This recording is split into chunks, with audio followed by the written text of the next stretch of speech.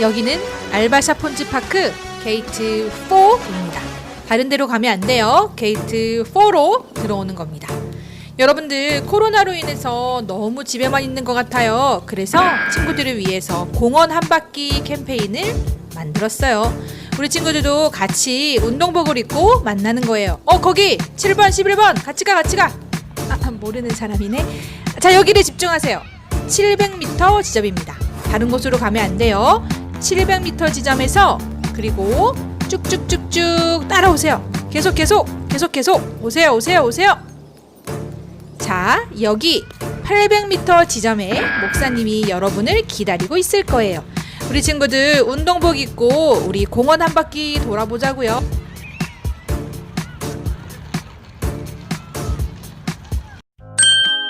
세상엔 놀라운 기적이 많아요. 성경이 말하는 기적과는 조금 다른 것 같은데요.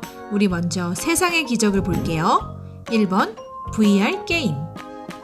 1998년 방영된 심슨 가족이라는 그 만화에는 놀라운 기적을 예측했다고 해요. 1988년밖에 되지 않았는데 이 모습을 상상했다는 것이 너무 신기하네요. 이때는 온라인 게임도 제대로 정착되지 않았던 시기였대요. 그런데 이것을 예상한 거예요. 정말 기적 같은 일이네요. 두 번째, 스마트워치입니다. 1995년에 방영된 에피소드인데요. 이 장면에서는 손목시계에 대고 다음 작전을 명령하는 모습이 드러나는데요. 이 모습은 마치 갤럭시 워치나 애플 워치를 상상하게 하잖아요. 야, 이때부터 이렇게 상상하고 만화를 그렸다는 것이 정말 신기할 따름입니다. 세 번째는 영상통화예요. 같은 에피소드에서 친구랑 전화를 하는 장면이 나오는데요. 전화기 버튼을 돌리고 있긴 하지만 정말 화면이 되고 이야기하는 모습이 나오잖아요. 야, 이 옛날에 이것을 상상하며 만화를 그렸다는 것이 정말 기적 같은 일이네요.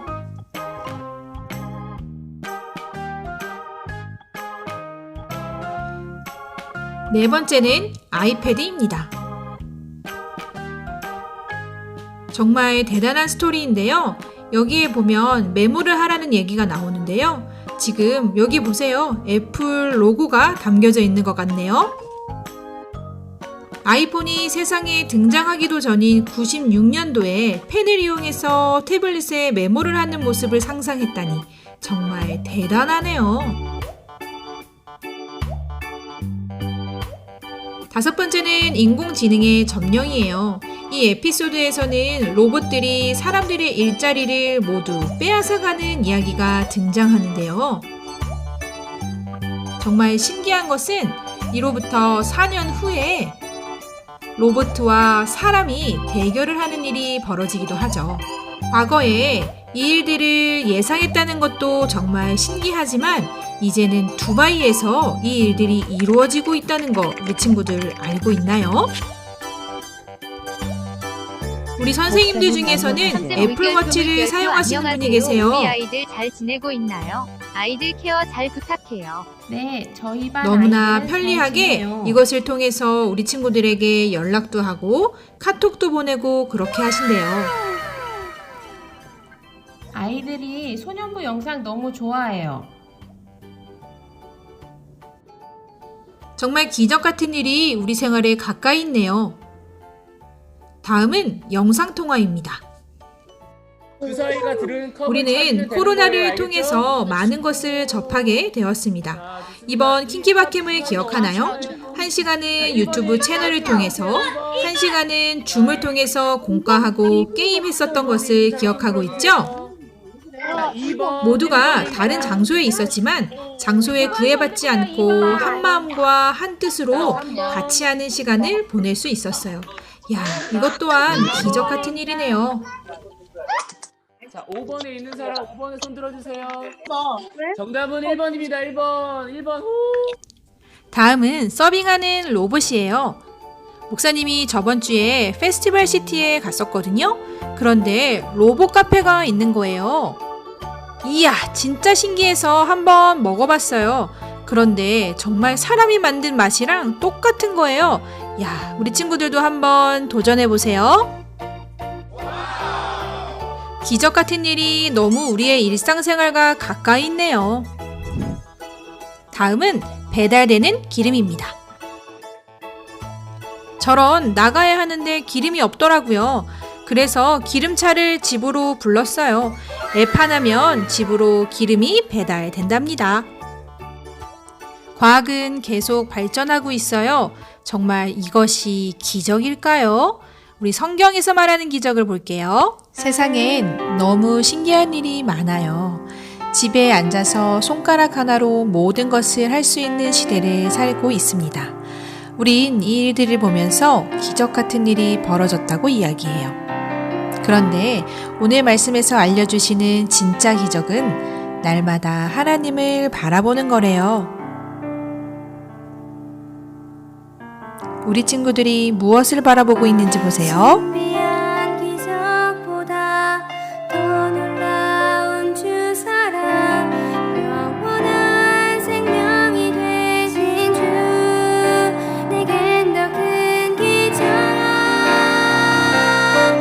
기적이 일어나네 하나님 나라 임하시네 주님의 능력 온 세상 밝히네 기적이 일어나네 하나님의 메시아 그분을 통해 생명 얻으리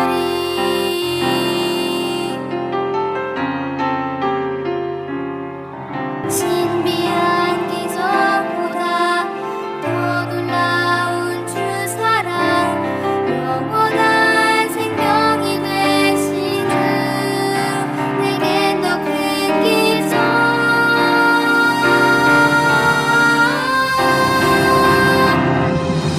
기적이 일어나네 하나님 나라 임하시네 주님의 능력 온 세상 밝히네 기적이 일어나네 하나님의 메시아 그분을 통해 생명 얻으리 기적이 일어나네 하나님 나라 임하시네 주님의 능력 온 세상 밝히네 기적이 일어나네 하나님의 메시아 그분을 통해 생명 세상엔 수많은 기적이 많습니다. 말씀에서 말하는 기적은 우리가 하나님께 시선을 고정해서 매일매일을 주님과 동행하는 것이랍니다. 우리 함께 말씀으로 확인해 볼게요.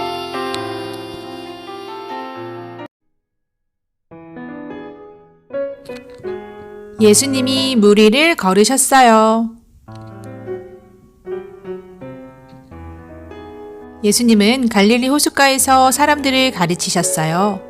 날이 저물자 예수님은 제자들에게 배를 타고 호수 건너편으로 먼저 가라고 말씀하셨죠. 예수님은 사람들을 집으로 돌려보내시곤 혼자 기도하러 산으로 올라가셨답니다. 그날 저녁 배가 호숫가에서 멀어졌을 때 거센 바람이 불기 시작했어요. 거친 파도에 배가 이리저리 흔들렸죠. 예수님은 여전히 산에 계셨어요. 새벽 3시쯤 예수님이 호수 위를 걸어 제자들에게 다가오셨죠. 제자들은 예수님을 보고 겁에 질러 소리쳤어요. 유령이다! 예수님이 곧바로 말씀하셨어요.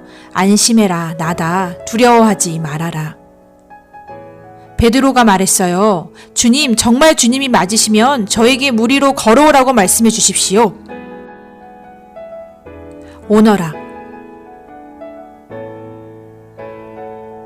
베드로는 배에서 내려서 예수님을 향해 물 위를 걸어갔어요.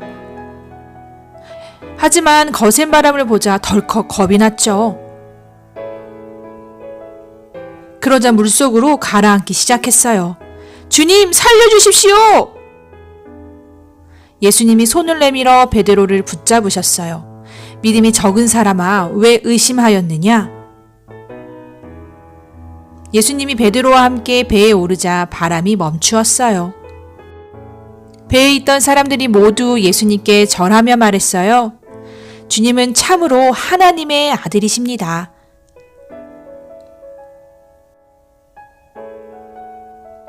예수님은 자신을 믿고 의지해도 된다는 것을 보여주셨죠. 예수님은 기적과 가르침, 죽음과 부활을 통해 자신에 관한 모든 말씀이 사실이라는 것을 증거하셨어요. 우리가 예수님을 바라보고 믿을 때 예수님은 우리를 죄에서 구원하세요. 할렐루야! 우리는 지금 예수님의 기적 이야기에 대해서 배우고 있습니다. 목사님은 어렸을 적에 공에 맞은 적이 있어요. 나름 운동신경이 있다고 자신했는데 말이에요. 그 이유는 공을 끝까지 바라보고 있지 않았기 때문에 발생했습니다. 무엇을 하던 간에 집중하며 바라보는 것은 굉장히 중요한 거예요. 시선을 고정하지 않으면 어린아이가 던지는 그 사탕도 받아내기 힘들죠. 오늘 설교의 핵심은 계속 지켜보고 집중하는 것이 정말 중요하다는 것을 보여주고 있습니다. 오늘은 예수님이 물 위를 걸으셨어요 라는 제목으로 말씀을 준비했는데요. 베드로를 한번 살펴보도록 하겠습니다.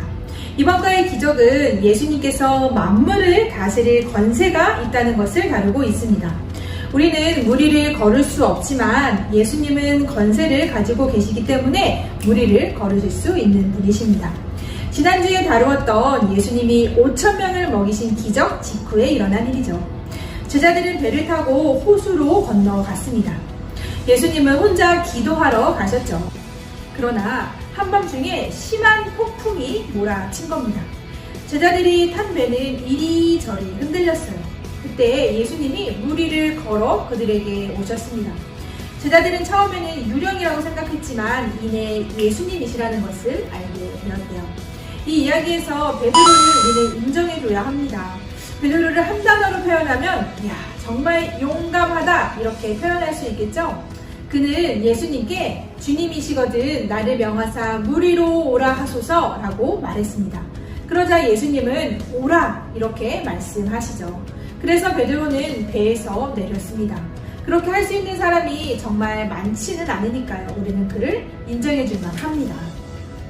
베드로는 물 위를 걸었고 모든 것이 순조로웠어요. 그런데 베드로가 예수님에게서 눈을 떼고 말았습니다.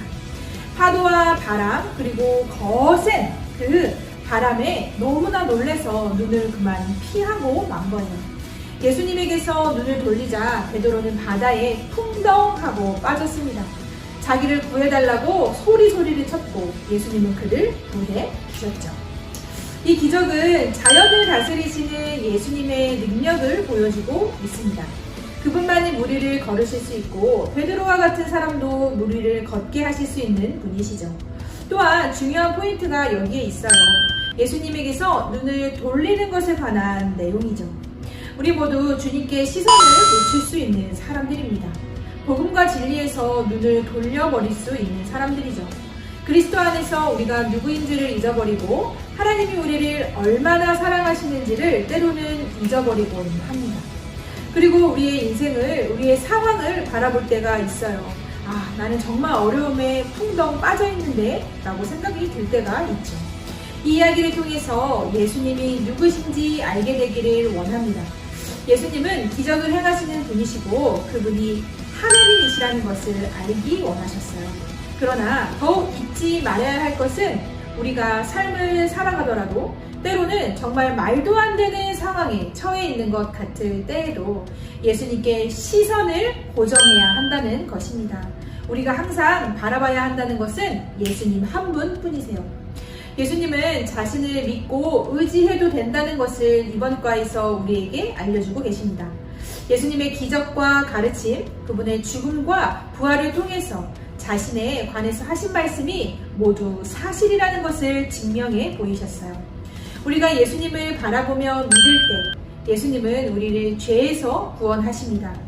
우리의 매일매일의 삶이 정말 우와 이것들이 이루어졌네, 과학기술이 정말 놀랍다 라고 생각하는 것뿐만 아니라 우리는 매일매일 예수님을 바라보며 믿으며 살아야 합니다.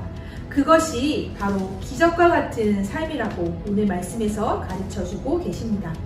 언제나 하나님께 시선을 놓치지 않아서 매일의 삶이 기적의 삶이 되어지는 우리 소년부 비전기즈 친구들이 다 되기를 주님의 이름으로 축복합니다. 자, 오늘은 특별한 날이에요. 11월 27일은 두바이 한인교회의 41번째, 41번째 생일입니다. 이야! 축하합니다. 정말 멋진 형님이시죠? 네, 이 땅에 두바이 한인교회를 세워주신 그 하나님께 감사하는 우리 친구들 되기를 축복해요.